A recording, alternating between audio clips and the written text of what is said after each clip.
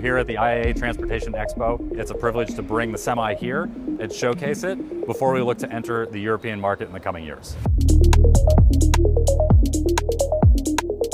Tesla's vertical integration allows us to develop the product holistically, and we think about the entire life cycle and the entire total cost of ownership. It means that the design team is talking to the manufacturing team, is talking to the service team, and with supply chain in the middle. And all of this results in a really simplified design where things work really well together. It allows us to reduce cost, it allows us to reduce mass, and simplify things in operations like service. Overall, the Semi ends up being extremely efficient because of these departments working very closely together, as well as it enables lower cost, which is something our customers care about deeply. We designed the Semi to be very capable and try to address as many of the different operations, whether that's climate or types of roads that we're going to encounter in Europe. We've done extensive testing to make sure that we can handle various grades, including extraordinarily steep ones, both ascending and descending, as well as then the different operational road types within tight European cities, as well as then connecting them across the entire region. We have a lot of faith in the work that we've done so far, and we'll continue to adapt the platform to address niche applications and particular regions as we need to. The Tesla Semi represents an enormous opportunity, not just for Tesla as a business, but also for the world on the path towards full electrification. The leverage play that we have by deploying one semi-truck replaces many more passenger cars in terms of reducing emissions on the road, and that's ultimately the mission of the company. We are really excited to finally bring this product to high volume and make a significant impact, not just to Tesla, but on the world overall. It's great to be here. Really, it's a true privilege for us to get a chance to show the Semi off to all of you and give you just a little bit of a hint of what we've been doing with it in the North American market. We really think that we've got a compelling product that when we bring it to Europe, will be welcomed by our customers. Now, before I get into that, I do want to say that there's a lot of really impressive stuff here at the show. Ultimately, frankly, the OEMs have done a great job of putting not just a lot of innovation and passion into the vehicles, but putting them on the road. There are respectable volumes of zero-emission vehicles, battery electric ones in particular, on the road now, and I applaud all the efforts to go and scale as we look forward, whether that's in vehicles or charging, to make Europe transportation zero emission. Now, we want to be part of this. Why we're here and why we're interested in Europe is that we want to help leverage the experience we have, not just with our North American pilot fleet, but also with EVs overall, in order to help accelerate that transition to sustainable energy. Now, let's talk about the product a little bit. We understand that the European market is not a monolith. We understand that countries are different, customers are different, and we look forward to developing trucks that will be very specific for the use cases of our customers' needs. Now, what you have to know is that we designed the Semi from day one to be a compelling product across multiple markets, including Europe. Now, the truck that you see at the booth today is just one variant. We adopted our pilot production North American truck for the European market and roads. Thanks to the 2020 rules, the dimensions and weights directive modifications, the Tesla Semi will be street legal in Europe and be compatible with European trailers. Now, we'll be back and we'll bring some other things along that I think will showcase a little bit more of the variants that we're looking to develop to help best serve a wide variety of customers in Europe. But we're proud of what we have today. And what we do come back, we want to make sure we do so in scale. And ultimately, we want to address the concerns of our customers. Two of the things that you commonly hear about when it comes to electric are that range is not acceptable and that the trucks are way too heavy. Now, we have been putting a lot of effort in to show that those two things are not necessarily correct, or at least our product helps address those concerns. We have done actual demonstrations of. And these masses, we think, are competitive and allow for a significant amount of payload. And when you couple the two together, we believe that we can address a large number of applications that diesel is successfully doing today, but we can do it at a lower operating cost. Now, how do you achieve this? It's through developing a single, optimized, simple platform around battery electric from day one. Trying to protect or optimize from multiple powertrain options just introduces drag. And all these numbers are more difficult to achieve. So we encourage everyone to continue to develop purpose-built to allow for the best possible products. Now, these numbers, particularly the mass ones, represent, but we have more improvements, and there's no exemptions factored in here, no weight exemptions. And on top of that, we think that there are additional levers to pull to reduce these masses even further. Now, the other common refrain that we get from our customers is about charging, and that charge times are too long. We have successfully demonstrated and deployed megawatt level charging in the field. It is safe, it is reliable, and it enables a one-for-one replacement of diesel trucks. We have successfully driven, PepsiCo did a demonstration last year, of more than 1,700 kilometers in a single 24-hour period, and that is enabled by fast charging. This allows the vehicle to get back on the road as quickly as can and go back to earning money for the customer. Now, it's important to understand what we're really trying to do is ensure that the vehicle has no dedicated time for charging. What we want to do is take time where the vehicle would already be stationary, be it for unloading and loading cargo, or when a driver needs to take their break or they are off duty. That is when we want to charge the vehicle. The goal is 0 dedicated stops for charging. Fast charging also enables positive economics, and we are seeing lower operating costs in the trucks that we put in the field today. Now, how do we put this charging to use? To date, we have driven more than 7.5 million kilometers with the pilot Tesla Semi fleet. Now, this is not the most number of miles by a heavy-duty fleet, but why are we proud of this number? It's because we've done it with a relatively small number of trucks in a relatively short period of time. And it's because of high efficiency and high range and megawatt charging that is possible. Just as a data point, we have a truck in our fleet that is less than a year and a half into operations. It has driven more than 400,000 kilometers. Those are real-world miles. And those have been all done at North American gross vehicle weight limits to enable 15 million ton kilometers of work. Now, Tesla wants to put its money where its mouth is, and we put these trucks today into our existing operations. We haul battery packs out of our factory in Nevada to support vehicle operations down in California. And we do this one-for-one with diesel. There's no compromise in schedule and no compromise in payload in order to make this happen. So we get to replace diesel at a lower operating cost. Now, in addition to having this, we have to make sure the vehicle is actually capable to do that job. And we put them to work. We go up some serious grades. About 2 years ago, we did a demonstration where we took our drive, where we took the truck out for an 800-kilometer drive with no charging. Successfully demonstrated it. As part of that, we did this pass. It's called Tejon Pass, more commonly known as the Grapevine, and it's significant. But we know the European market has its fair share of grades as well. And the Brenner, which we plan to demonstrate at some point, is definitely notable. Why are we confident that the Semi is going to work in these applications as well as others? Because this is the grade that we do every day, multiple times a day. This is Donner Pass in California. It's a great proving ground. You've got different traffic types, different weather conditions, different grade pitches along the way. It's a grueling, wonderful Goldilocks route where we get to really stress the truck in a variety of applications. We're confident that the work that we are doing in North America is applicable to the strenuous areas of Europe. We take our truck and we climb heavy grades in high heat, 45°C, down and outside of Las Vegas, Nevada. We go to Alaska, we climb high grades in minus 20°C. We go park the truck and let it sit out in minus 40°C. We are doing this work, and we understand that Europe is not constant, and there will be unique challenges to the market. But I want to reassure you that we are stressing the vehicle and the systems, so that we're confident when we do come here, it will get the work done for the customer. Now, electrification introduces a major improvement in terms of efficiency. The baseline diesels over time have actually significantly improved in terms of efficiency. There has been market improvement, and that should be applauded. But electrification introduces a step change here. And the common industry numbers that we see are starting to approach 100 kilowatt hours of energy in order to travel 100 kilometers. We are actively using the Semi and demonstrating that it is capable of 100 kilowatt hours per 100 kilometers. And when we come back with a high volume version of this truck, this number is going to continue to improve. Efficiency is key. It results in lower battery mass, lower battery cost, and thus enabling better economics for the customer to reduce pricing and increase capability. Now, we put all of that efficiency into the field, and we put the Semi across a variety of different duty cycles, whether that's light or medium or heavy. And now this is actual data from our North American fleet, so you'll see the numbers tend to correspond to North American limits, but it is very much applicable to how we expect vehicles to run into a wide variety of applications that our customers are going to put the Semi in the future. And again, as we get more efficient, these numbers will continue to improve. Now, it's one thing to deliver a very capable Semi, a very capable heavy truck, but it has to be reliable. It's got to stay on the road.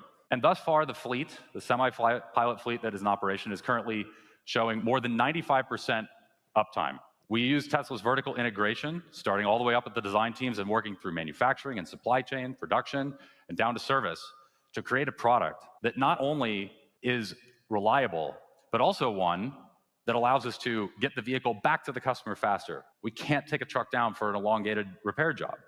And by the way, that 95% number includes both unscheduled and scheduled maintenance, as does the fact that our key-to-key time, the amount of hours that it takes to take a truck, repair it, and get it back, is less than 24 hours in nearly 70% of the cases in the current fleet. And this is what we are looking to continue to improve to ensure that our customers can get their vehicles back on the road and back to work. Now, as we look to come to the European market, we'll make sure that our customers have the service partnership that they need, whether that is something that Tesla does directly, we work with third-party services, or something where a technician that works at a customer's site is equipped in order to work on the semi directly. We see the diverse service needs, and the European market is incredibly nuanced. We really respect that. And the number of solutions that are out there are tremendous. And we want to fit into those solutions so that the customer has the best tool to do the job. It's technologically ready. But how do we bring this to scale? What do we need to do? Tesla is delivering additional trucks to PepsiCo, our launch partner, throughout this year. But then we're actually starting to introduce, through the end of this year, additional new customers that are going to get a chance in North America to experience the semi firsthand and a full ownership experience. But that's just this year. What we're really looking forward to is high volume.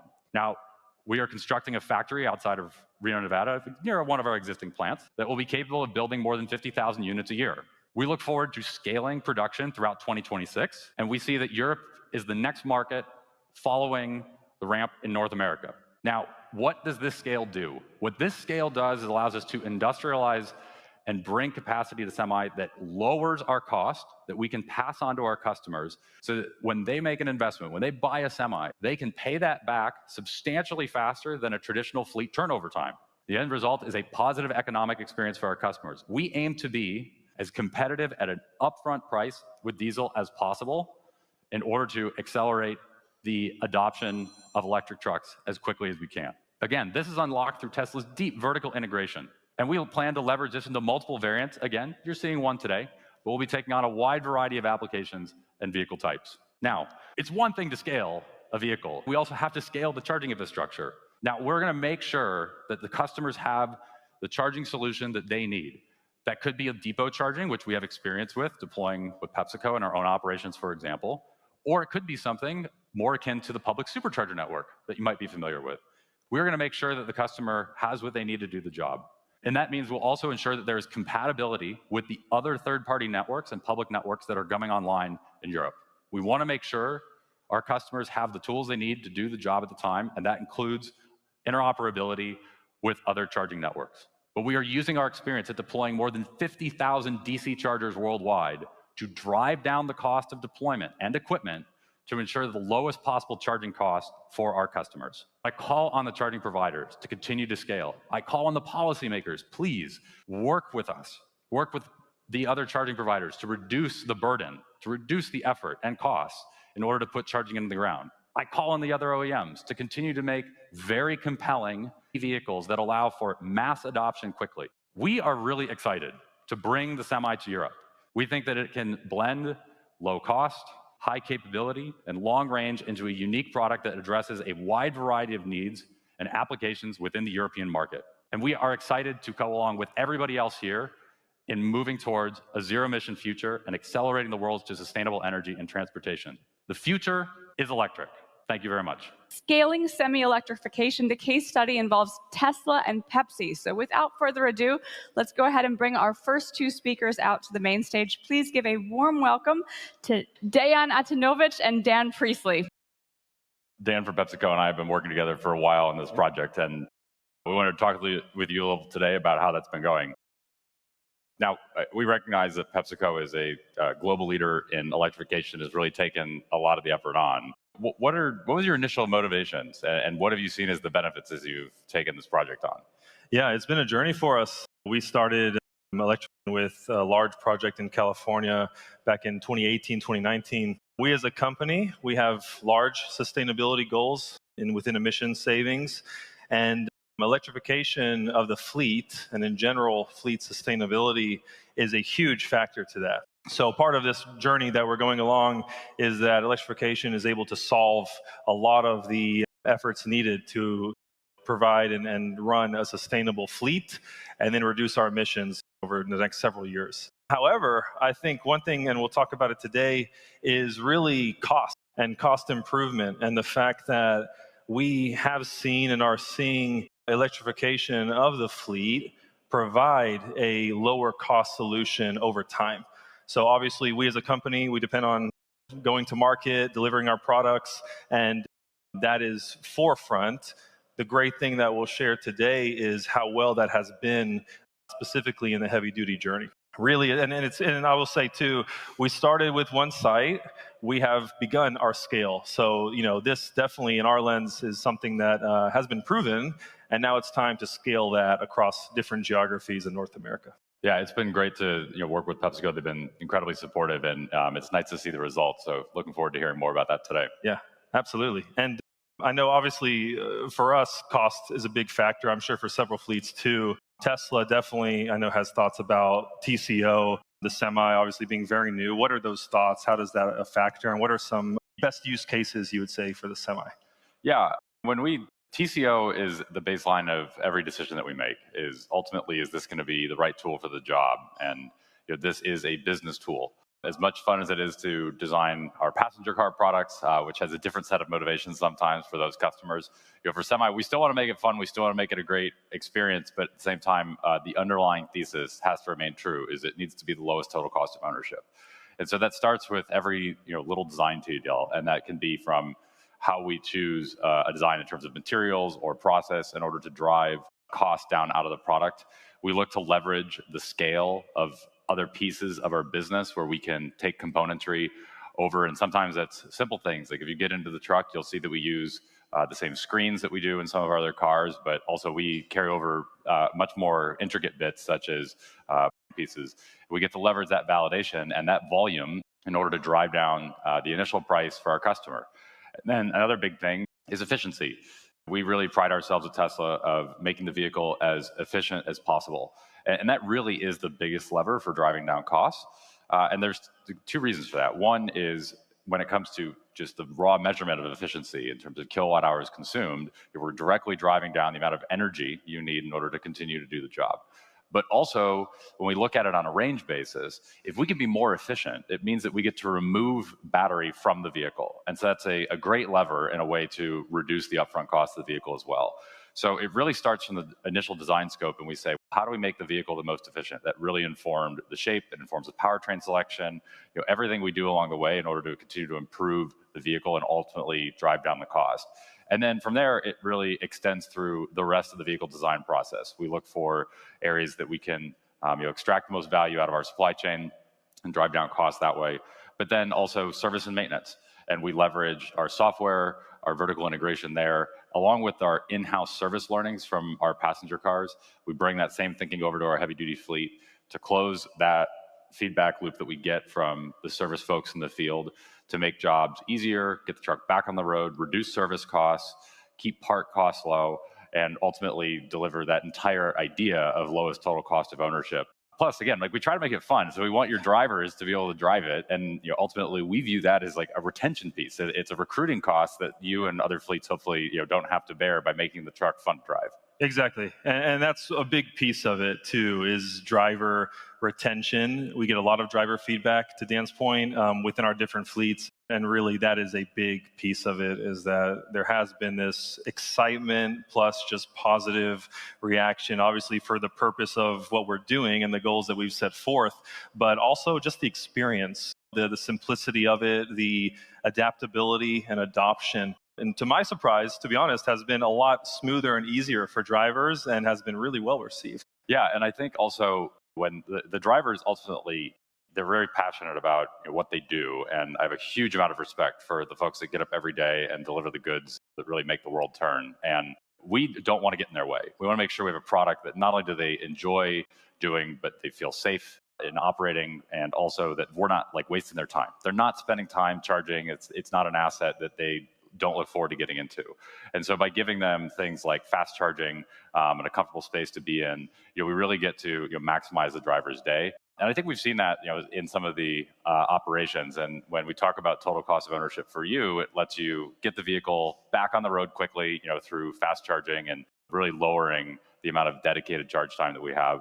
And we've seen that in events like the Run on Less thing that you did, as well as just every day where you're pushing some of your trucks pretty hard. So evidence that the drivers love it and they're able to really make use of the time. Yeah, exactly. And what I like to do really is also just share a little bit about, I say fleets plural because PepsiCo in the heavy duty space operates really 3 different types of fleets. So I'll start with Pepsi beverages, really, just to highlight that. These are, of course, Class 8 semi-trucks. They're hauling beverages, of course, both locally and regionally and long haul.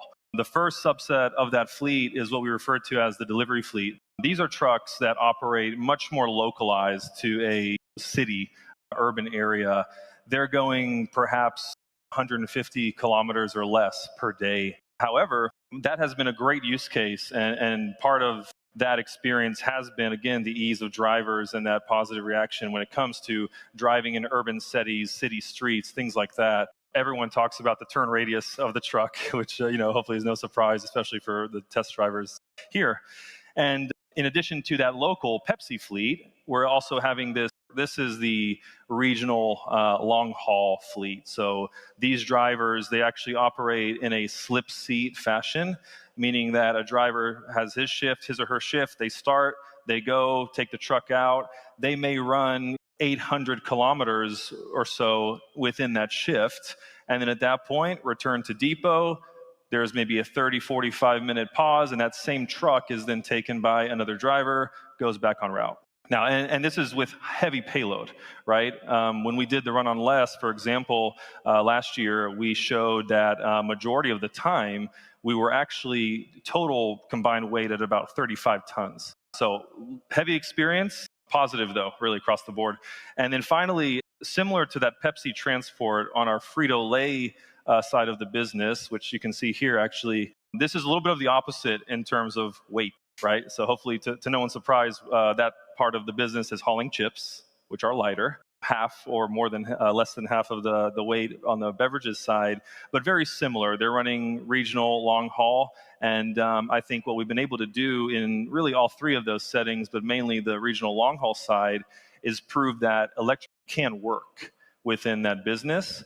And what's very important for us is to have been able to demonstrate that heavy-duty EVs should and can mirror and replicate diesel operations, right? And that's really a big unlock that we've seen. Yeah, and all 3 of these business units that you run have provided really excellent learnings for us and at Tesla. And I do find it a little funny, and I roll my eyes when, oh, you were just hauling chips. I'm like, it's PepsiCo, like they're hauling beverages. How much do we have to explain this? And your highest mileage trucks are the ones that are in your beverage transport division. And so we've gotten this really good bookend of learnings from stuff that's heavy and far with then delivery.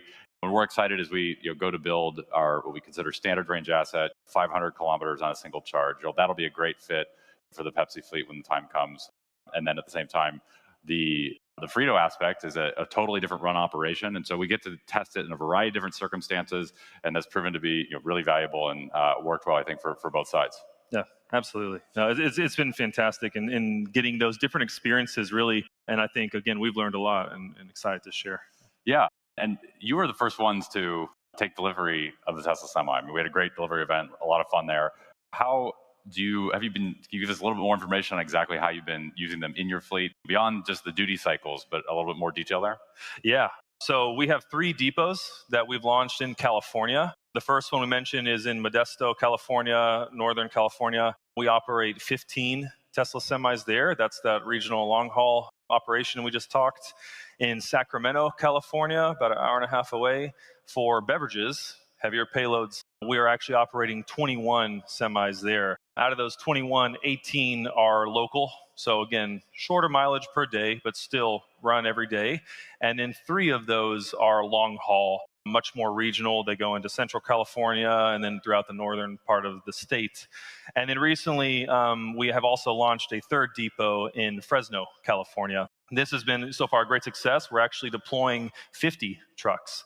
We thought 21 and 15 was a little too low, so we decided to do 50. And again, so far, positive reaction there. We operate those where 45 trucks are going to be and dedicated to city, more localized transportation. And then the 5 remaining out of those 50 are much more regional long haul.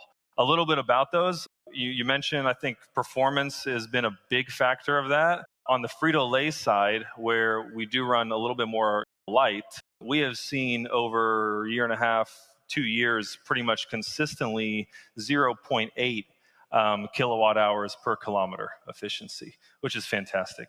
The heavy-duty Pepsi side with the Teslas in Sacramento, and then now soon as we're deploying Fresno, pretty much follows suit. It is the same number, if not a little better, than what we've shared from the Run on Less, which is 1 kilowatt hour per kilometer efficiency. So that's been, I think, a huge benefit of the truck, state of the art. And not only that, metrics are fantastic. We've shared a lot of those across different payloads, but it truly is also that human experience, the driver feedback. I was in Fresno a few months ago when we were first launching. We have a driver who's been a diesel driver for 34 years, older than me, to be honest with you. And his feedback was just so positive. It was like a kid in a candy store, really. And we asked him, how do you like the truck? And the feedback is usually the same. I don't want to go back to diesel. This is the future. This is now. This is what I want to drive. So far, that's just been a great overall theme that we've seen. That's great. Yeah, that was the goal from day one, and glad to see your drivers are appreciating it. Those 3 projects have been something that we're really proud of to support as well. But I know that we've had some challenges, particularly on the charging side with deploying infrastructure. And so I'm curious, like you decided to opt for more of the fast charging solution, which we've talked about has a lot of benefits. But can you talk a little bit about what the deployment was like, what you've learned from those 3 different California deployments, all of which, by the way, are depot charging, but can you share a little bit about your experience there? Yeah, no, good question. Infrastructure is a big challenge. Utilities, grid capacity. We run into those issues transparently. We originally took this estimate that, okay, it's going to take about a year and a half to launch these megawatt scale projects for fleet electric. That's the bare minimum, to be honest. It's more for us like 3 years. So we are really required to work ahead of time in terms of planning and bringing in these massive amounts of megawatts to service these fleets. In some cases, it's the same power density as building a new plant or a warehouse or something large like that. However, it has been really beneficial. Dan, to your point, we do everything behind the fence today. So we develop and install our own megawatt level charging. And that is truly the key to this success, mainly for the transport long haul, regional haul, slip seat operation. Without that ability, we would not be able to run through trucks and continue that operation 24/7. And then really that to us is the way forward for heavy duty. And you found that when we talk about megawatt charging, some folks get concerned that maybe they're not going to be as reliable. Maybe it's not going to be available. What if I show up and the charger's not ready? Can you comment on has charging met your expectations and in order to deliver the fleet performance you desire? It's been fantastic. Look, all of this technology is new. Nothing has been without the need to work through things and challenges, but it's been a success, really. I think we have been able to really continue our operations from baseline diesel and CNG with the Tesla Semi as this new world. The charging is part of that. It's been able to really match the duty cycle of our trucks and keep things fluid to where we're able to operate in a similar or same fashion. Yeah, you've also deployed energy storage and solar in some of your deployments as well. And I think that's a theme that will continue to as a complement, whether that's for peak shaving or grid resiliency. There's a number of levers to play across the clean energy ecosystem. It's not just about delivering charging, it's all the other hardware that goes with it. And I think that a lot of the learnings that you've had will bring over to the European market. But we also recognize there are going to be some differences. I think that depot charging is something not only did PepsiCo do at their sites, but Tesla for its sites has done so far as well. But I think we're going to see, as we shift, particularly over to Europe, a little bit more prevalence and reliance on the publicly available charging. The depot charging is maybe a little bit harder, particularly in areas where space is a premium. and there aren't trucks that are necessarily domiciling on site. So I think that's one area that we're going to be looking to maybe tweak the ratios of how we do behind the fence or depot charging versus public charging. And the reliability and stuff like that, I think will continue.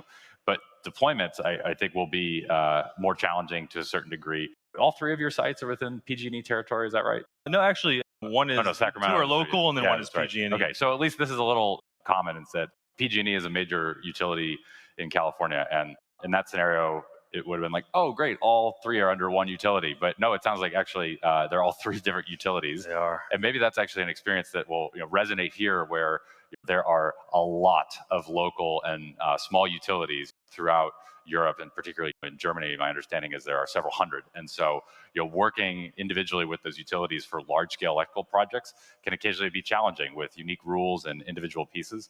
And so that's going to be something we're going to have to continue to navigate as we go forward. And we're big advocates for trying to simplify that process, whether that's bringing power to the site, easing deployment, easing construction. We're not looking to cut corners, but just how do we get consistency? How do we have policies and rules and design standards that allow us to move quickly, that don't put anything at risk? And that's something that I think we'll continue to advocate for as we go forward. Absolutely. Yeah. So in terms of utilization, we've talked a little bit about the charging enables the more beneficial TCO. Comment a little bit more just about your fleet and like how you've been able to put it and stress it. Yeah. No. Again, it has been put to the stress test for sure. Some of our trucks go into Nevada over Donner Pass, like you showed. It's extremely high grade, and it has been really interesting to see that and get that data. Part of I think two big factors to savings is really fuel as well as maintenance. Fuel.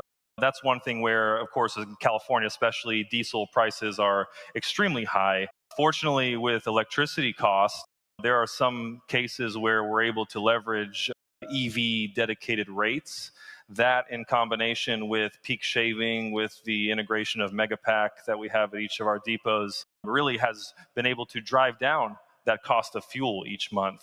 In some cases, we see that 25, 30%. And I think that's part of it. The more we utilize the trucks, the higher those savings turn out as time goes on. I know maintenance, of course, for us, across the board, light duty EV maintenance is an improvement with electric vehicles. I know Tesla has some thoughts on that and maintenance. How do you see that and the associated savings as well? Yeah, maintenance, we understand, like, we're going to continue to do everything we can to just remove it entirely. That's the goal, is just get rid of it. If we can eliminate service and the need for it, then that's the best savings. But we also understand the world will introduce chaos, and there are things that we have to do to repair a truck to get it back on the road. And so with that in mind, not only do we look for ways to eliminate service entirely, but we spend a lot of effort in. We have a whole team that does nothing but service procedure creation and tooling, and we have regular recurring reviews where we are doing design for serviceability, where we go and we take the truck apart virtually and then eventually physically as well. And what we do is we look for how do we decrease the time, and that can be an individual clock time, but also how do we decrease the number of technicians that need to work on a truck at any given time, and try to turn it into something that we can get in and out very quickly, back to your fleet as quickly as we can. Because time is money is really the equation. And we want to really set the precedent that as many jobs as possible are actually back before the next driver shift. So we really try to do stuff that is off the clock for you. And that way, if we can take advantage of time that the truck would otherwise not be running anyways. And so it's not a loss of availability. But then for some of the more intensive jobs, we work really hard to ensure it's back within a day. And then a big feeder to all of that is a robust parts distribution network. And this is something that we've really leveraged from the rest of our business, where we already have this stood up. And as we go forward, we'll continue to grow that to be semi-delivery as needed. But ultimately, we want to really leverage the infrastructure that we already have there to drive down the service times, make sure you're not waiting for parts, that we've got the procedures in place that once a truck comes in, we can bang it out really quickly and get it back to you, ensure it's in good working order again. Exactly. A huge piece to it, especially for, again, a fleet of our size, where business uptime, time itself is critical. And that's been a big benefit to us, is having that maintenance, that support through Tesla. That's really how, we've been able to keep things moving so fast, right? We have about 3.8 million kilometers traveled on these trucks as a whole. So that is going to continue to grow. And again, maintenance and reliability is a big factor to that. Yeah, you're still continuing to expand your fleet as the Fresno operation turns online. And so I think we'll see a significant uptick in the miles per day as those trucks get better and better utilization. We're working through some interesting things on the charging front there as well. And so we'll be unlocking more and more utilization. But we're standing up a service center nearby in order to take care of those trucks. And we really feel it's important that you're adequately taken care of. And also, we're working on transitioning some of our service responsibilities actually over to PepsiCo because we understand that for different fleets, they have different needs. Is that the cue? No, but we really feel that for some fleets, they're going to want to take on more of their own service. They have an infrastructure of technicians and physical locations to work on trucks. And so that's where we'll train their teams. We'll work with PepsiCo and move that from doing a little bit of everything like we do now over to PepsiCo taking more and more of those service jobs over. And I think for some fleets, they'll take even more on, and I think for some, they'll take less. It's going to be a mix. The heavy-duty industry is incredibly diverse in terms of how they operate, and we just want to make sure that we're there to support in whatever makes sense for that particular customer. So far, I think that Tesla taking on a majority of the service has worked very well, but we're looking forward to training your technicians and having you take on a greater share of that responsibility. Exactly. Absolutely. And I think, again, I'm sure that will grow. And I know obviously everyone is excited for Tesla, I'm sure, to be here in Europe. For us, again, in the States, we're primarily owned and operated fleet. We own our assets here in Europe. It's a bit more third-party carrier. And I think a lot of these benefits as adoption rises will be seen. And I think third-party carriers as well, just to note on that, are a critical part of the puzzle to large companies like ours, electrifying fleets and Scope 3 emissions reduction and such. So I'm sure there's more for you guys as well. Yeah, absolutely. Yeah, we're really looking forward to it. But ultimately, the PepsiCo relationship has been phenomenal. I can't say enough. Not just Dan and his team, but everybody throughout the organization has been nothing but ever a pleasure to work with. And as a launch partner, they've been incredibly supportive. And we have had some interesting reliability challenges, and we'll own it. That early on we had some teething issues, but we've worked through them, and they've been supportive, and they've worked with us, and they've really allowed us to put the trucks to the test in a number of ways, and embrace the technology as it first came on their own. And now we're really seeing those dividends pay off from the early trials and learnings. So we're looking forward to finding ways to expand working together and make the next phase of this even better as we look to go to scale. Absolutely. Yeah, my message really is it isn't just one company, one fleet, one OEM. This is going to take collaboration, hard work, really. And I think Tesla, of course, has been a phenomenal partner in this journey. And obviously, we're going to keep our momentum going and look forward to great work and scaling these efforts. Yeah, I think that'll do it. I know we're over. Yeah, I think this is a lot of fun. Thank you. All right. Thank you, everyone.